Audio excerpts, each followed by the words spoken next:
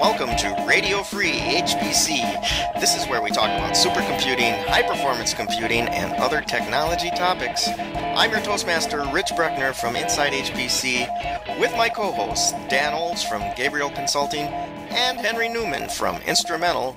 Now let's get to the show. Well, welcome guys. We're fresh back from SC12 in Salt Lake City. Did you have a good show? It was good for me, Rich. Busy. Yeah? SC's always busy. Seemed like, Rich, seemed like there were fewer people there. One of the things I didn't hear announced, and maybe it was announced when I wasn't there, is what the head count was this year.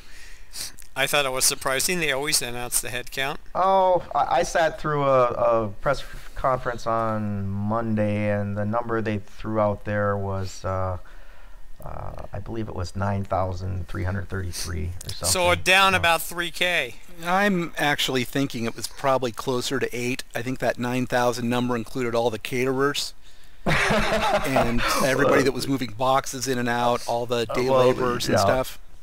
Certainly numbers were down off peak numbers. It didn't include all the people running around trying to fix the Wi-Fi that didn't work. Did you guys hear the deal on that? Yeah, Salt Lake made SciNet use their Wi-Fi. What I heard. That was awful. They used the Wi-Fi that was They part had to of the use building? the facility Wi-Fi as part of the contract, which I would think that SC would be big enough to tell them, no, we'll find someplace else. We bring our own network. Oh, that's really disappointing because guess what? We're going back to Salt Lake City, guys. I liked it as a town and a facility, but the Wi-Fi was horrible. But I was over at the student cluster section competition, and I was using the wired Wi-Fi, and I have some amazing numbers to share at some point in an upcoming podcast. I went out and finally tested it because I was always amazed at the speed. Oh, so, Rich, what's the topic for today? Yeah, what is the topic for today, Rich? Damn it. Get to the topic. Well, okay, well, of course, at the SC conference, we always have the top 500 come out, and the big surprise was not who was at the top, but who did not submit at all, and that was the Blue Water system at NCSA. They elected not to put a number in, and apparently they're putting a stake in the ground. So let's start with you, Dan. What did you think when you saw this news? It's interesting. I was pretty surprised. I expected that there would be a number submitted, and I don't know anybody over there, but in reading about this and talking to some folks about this, is what I'm hearing is that the story they want to actually do the science and get going on the system because it's kind of late. There were some problems in getting this whole thing together with IBM doing it, then not doing it, and all of that. But on the other hand, I get the sense that this is kind of a shot across the bow of the whole philosophy in the industry that you build a big system, you've got to submit a big LINPACK, that you've got to get that trophy up on the wall. And I think they're saying they don't care anymore. Henry, what do you think? I think it's a good thing. We've talked on the shows before about LINPACK and how it is not representative of the real world, and I thought it took a lot of guts to go down this path, but I think it's a good thing, that people look back and reflected, why do we need to rank systems, and isn't it about what you do with it, not how many flops you can get out of it? I would agree to an extent that, of course, LINPACK isn't the be-all, end-all, and as I've said to a couple of people at the show, they're talking about exascale, what's the most important exascale app, and I've said LINPACK over and over again. But I do think that there's some value to knowing what's out there, knowing what the state of the art is.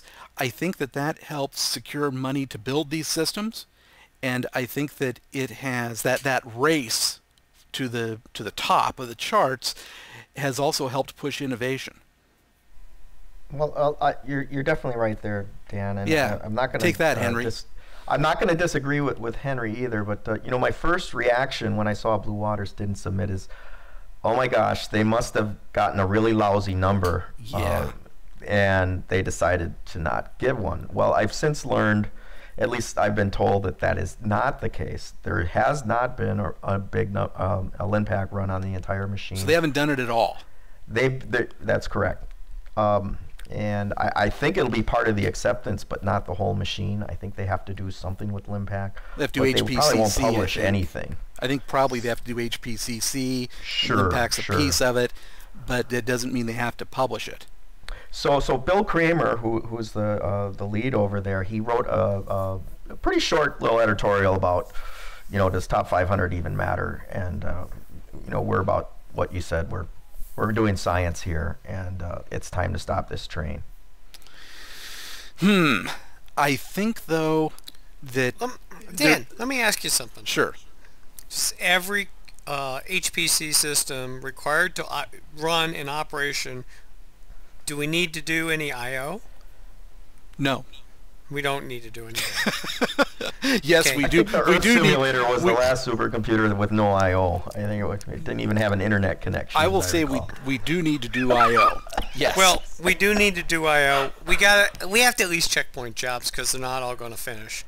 In this day and age, if you get the giant LINPACK number, and your system has a reliability issue, and you can't checkpoint fast enough, and you can't really output real science because you're always spending all your time in writing files out because you put all your money into the computational end of it.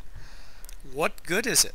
I mean, you've got yourself a big hunk of junk. You've got a dragster that you're trying to use like a minivan. All right. When's the last time anybody in Detroit, Dallas, Houston submitted top 500 numbers, Rich? In Detroit, I haven't seen one for ages. Me neither. Dallas, Houston, the oil patch. The oil companies, pretty much not. No, in fact, I would guess they've got machines that rival anything at the top of the list. Yeah. You know what? They're about making money. And doing actual science to make money for their company and stockholders. This has become its own little sub-industry. It might be good for getting money from Congress. That's what I'm wondering. That's my angle. And look at how the investment from other countries has come in, and I think that some of that is based on being on this list. Well, we need to change the list to make it reasonable and valuable, and to have something realistic for getting science done. Yeah, I would absolutely. And actually, this goes back to an argument we had way back when in our little podcast here, Henry, where Rich and I were arguing for something along the lines of HPCC as a substitute for LINPACK, or at least I was arguing for that. I'm not sure where Rich was on it, but I would like to see a set of benchmarks that actually mimic the broad categories of compute that need to be done on these systems. Right. There's interconnect things in there, but but the real question is, HPCC was written, it's coming up 6-8 years ago. Is that, given how current applications work, is HPCC even current and useful? That's a question, not a statement, Dan. Do we need to constantly relook at these benchmarks?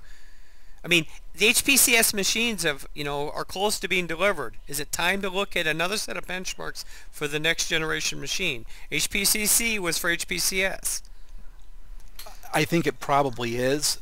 What I think would be best, and I don't know if you could get enough agreement on this, but there's a set of, and I'm not sure of the number, but I'm going to say probably 4 or 5 different enough computational models out there that are representative of the majority of the tasks that people are doing. Now, some are mixing them together, that's fine and all of that.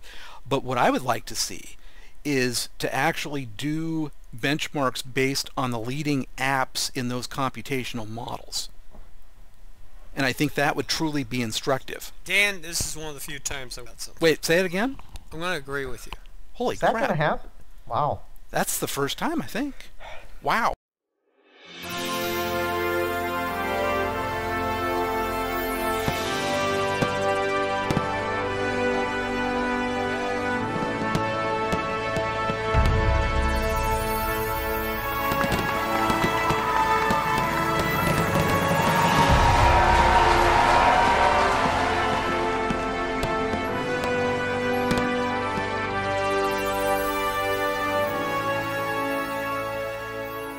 let me chime in here, guys. I think that any benchmark that stays static over time is questionable. I mean, this industry moves way too fast to still be doing a benchmark the same way we did 25 years ago, based on parameters on machines that were radically different than what we're seeing today with these big Beowulf clusters that make up the lion's share of the top 500. Well, we've got two problems there. So when you change the benchmark around, you lose comparability with the past.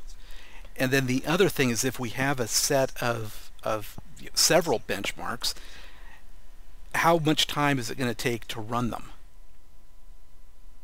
Sure. There's issues with doing a suite, right? Because you get a set of numbers, and then you look at it and, okay, which machine's better? But then again, let me answer my own question here, that if a system, let's say the Blue Water system, if it's designed to do, and if it's intended to do a particular type of workload, then only test it on that workload.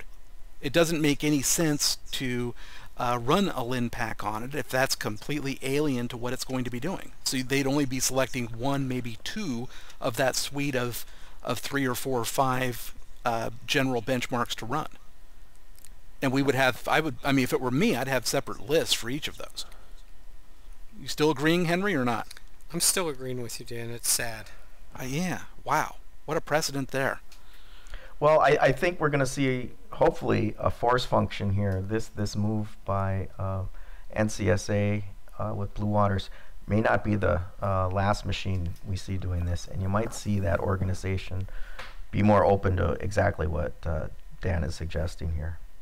We ought to talk to them and see if they're moving along those lines, or if there's any thoughts along those lines. So I think that makes just too much sense, and it's pretty much how you do things in commercial. Well, at the same time, they've got a whole ecosystem built around Top 500 that they're certainly going to want to preserve. I mean, I'm looking at the Top 500 site right now, guys, and there's this ad, and I won't say from who, but it says, Top 500 connected. Get recognized for your prestigious Top 500 achievement. Find out how. But the thing is, I would look at it, if I were them, I would look at it as an opportunity, not as a threat. I would look at it as an opportunity to have, 5 different lists, 4 different lists, whatever it is, and to be the stewards of those. Well, oddly enough, in this case, Dan, you might be the more reasonable of the two parties we're talking about. Wow, that's also unusual. Okay, I'll take it, though, in the spirit of Thanksgiving.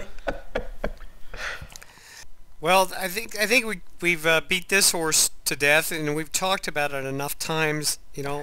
LINPACK's got to change if it's going to represent the real world and remain relevant. Yes. Yeah, and at the same time, NCSA is not the first big machine that has failed to submit. There are big machines in all kinds of industries that they just don't. This is just the one that got the most notice because we expected to see it in the top 5 or something, and they didn't even come in. So, big news. Well, let's watch this and we'll see what happens. That's it for this edition of Radio Free HPC. Thank you for listening, and be sure to check back often for new episodes. Also, check out our website for more content, links, and a place for you to let us know what you think about the show. We're at radiofreehpc.com. Thanks again. We'll be back with another exciting episode real soon.